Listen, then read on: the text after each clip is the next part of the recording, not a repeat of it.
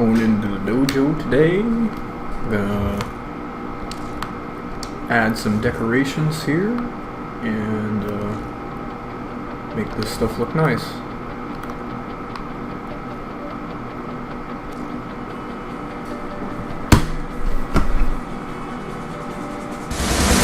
What the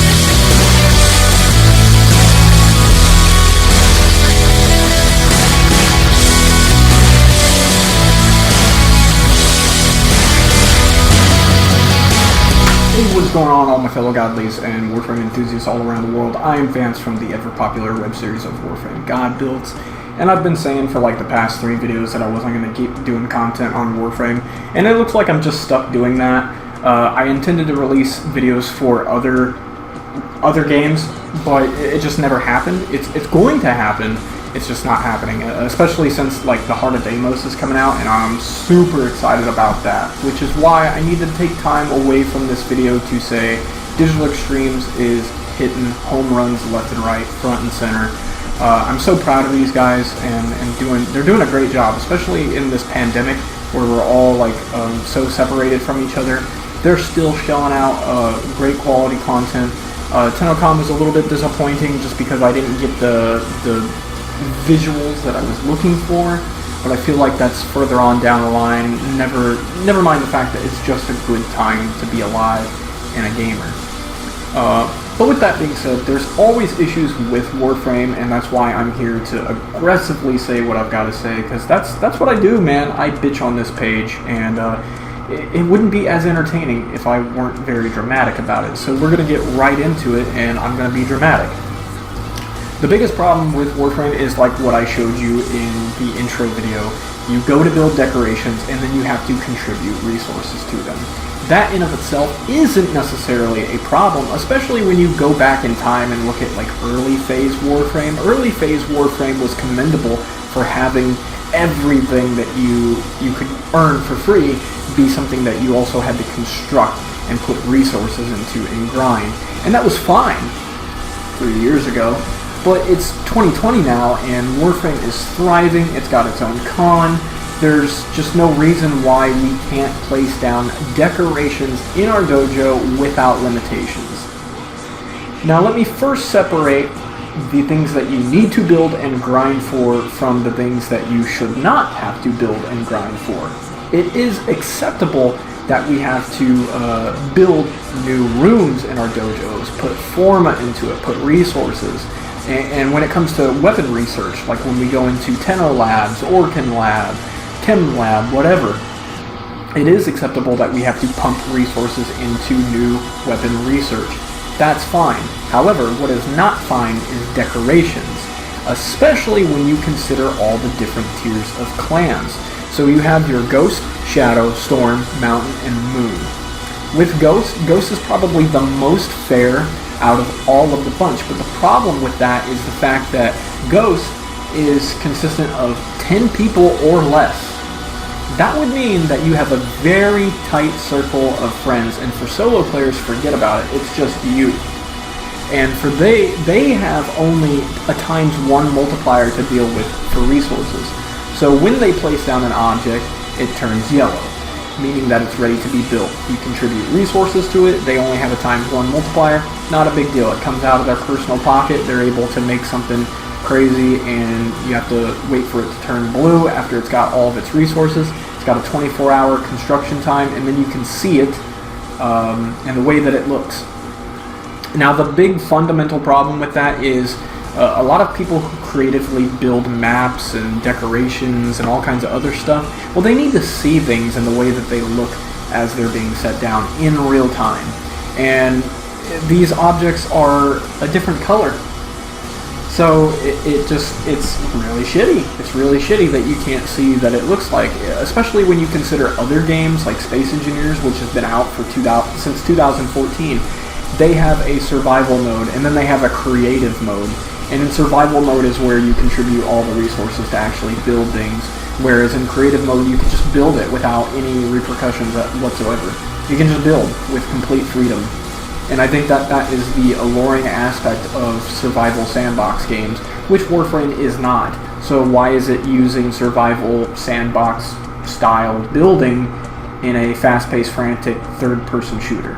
It doesn't make any sense, and it's flawed. The next item of criticism that I need to jump to is the fact that Digital Extremes is outright punishing you for having more friends. I am a part of a Storm clan. We are not quite 100 strong, but we have pretty good numbers.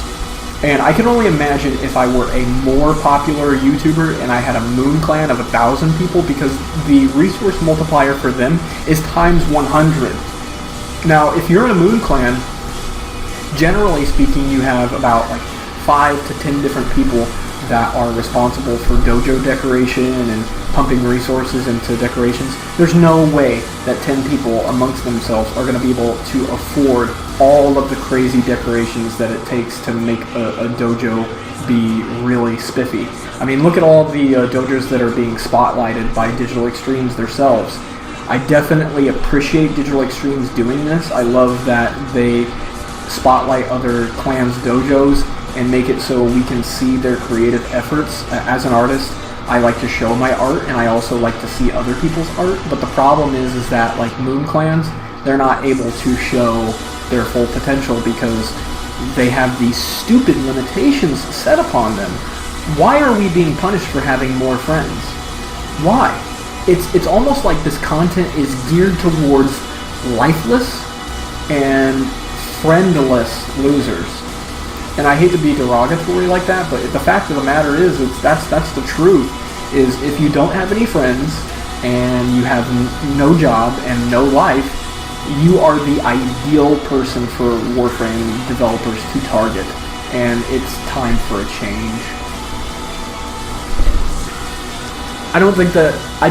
See, if I'm going to criticize something, I should probably throw in a recommendation as to how they can do something better.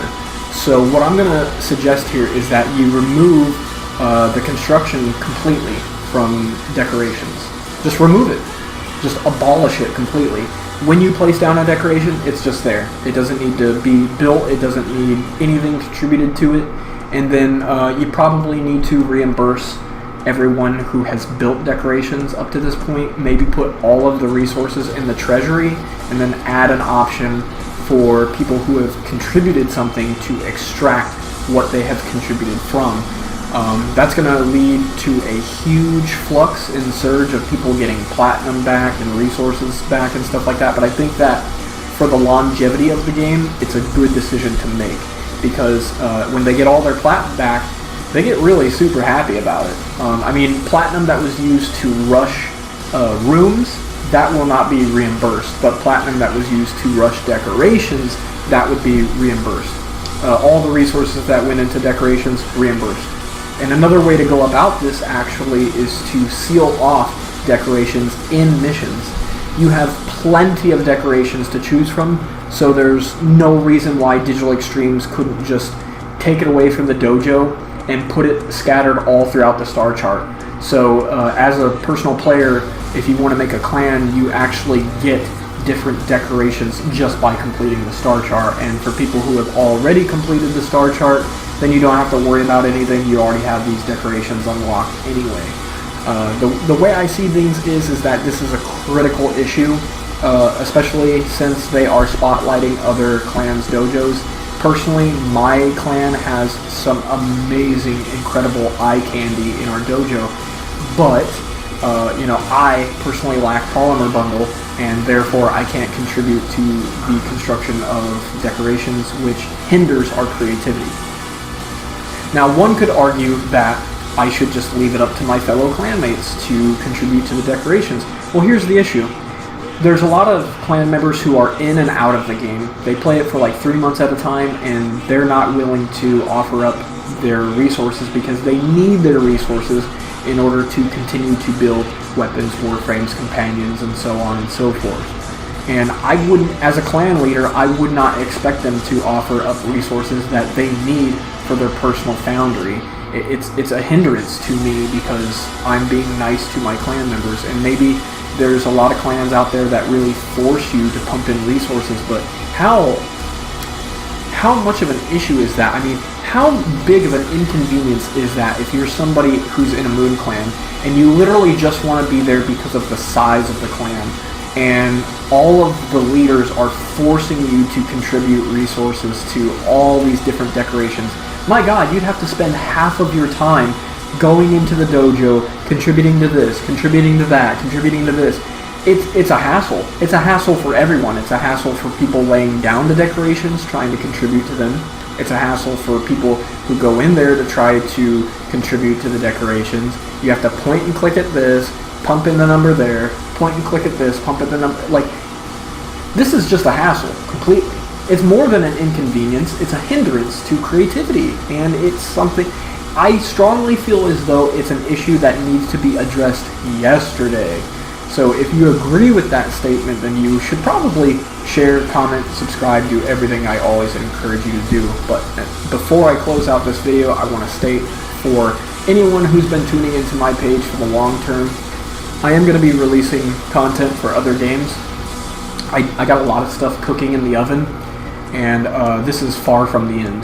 As a matter of fact, in the future, in the next 5 years, I would like to, make different web series in which I'm no longer known for my Warframe content. I'm known for my writing, my illustrating, my web series, whatever.